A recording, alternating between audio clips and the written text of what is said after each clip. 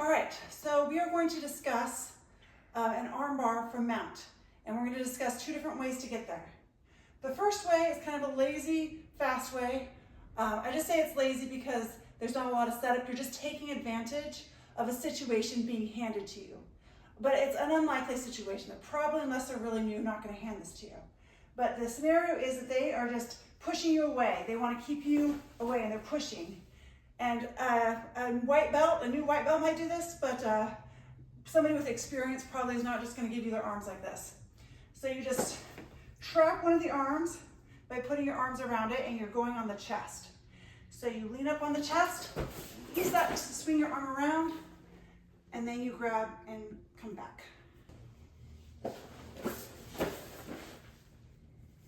All right, so this next arm bar move, I put Sean in a gi. It is not necessary for the arm bar itself, but it is helps provide other options to threaten when you're going for the arm bar.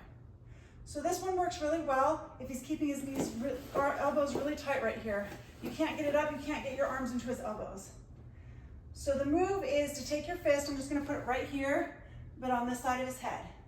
And I take my hand and put it over here. I'm kind of going for the top of his head, but not so high that he squeezes out. We need to make sure you maintain a good, uncomfortable neck position for him. This prevents him from really squirming out. I'm going to be taking this knee and moving it to the top of his head, almost like a little hat on top of his head. But as I do that, I need to take the elbow with me. At the same time, I'm going to be taking this leg and moving it around this way. So a lot of things are going to be happening at once. Let's see if I can remember them all. So I come here, I bring it around, I bring it around, I come here. Now, I've got this arm, and I can just come up, bring it around, under his head, and tap. Or I can fall back and tap. So I just did the arm bars, grabbing this leg, just grabbing the gi. If you don't have the gi, just to help position yourself, you're gonna have to grab the leg itself.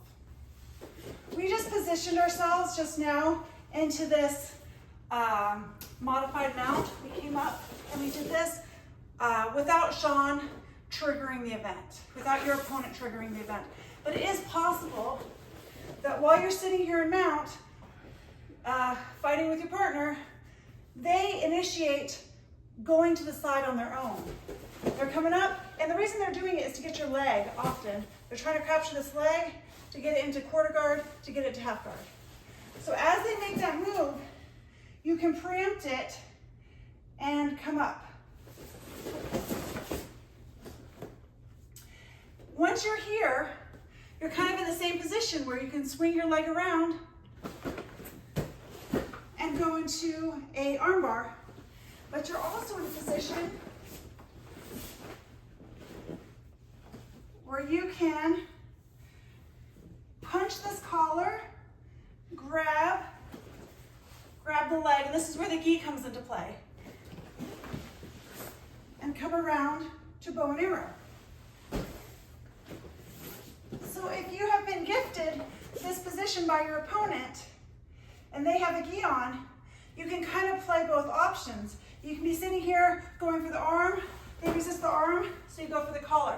And you can kind of play back and forth until you finally get the one up on him, get the position you need, and get the final tap. Make sure when you do the bow and arrow, I didn't do it earlier, but you bring everything in nice and tight, put this foot over the shoulder, and squeeze it in. All right, we're gonna do everything again, just a little faster. I'm not gonna go through the same explanation so you can see it from a different angle.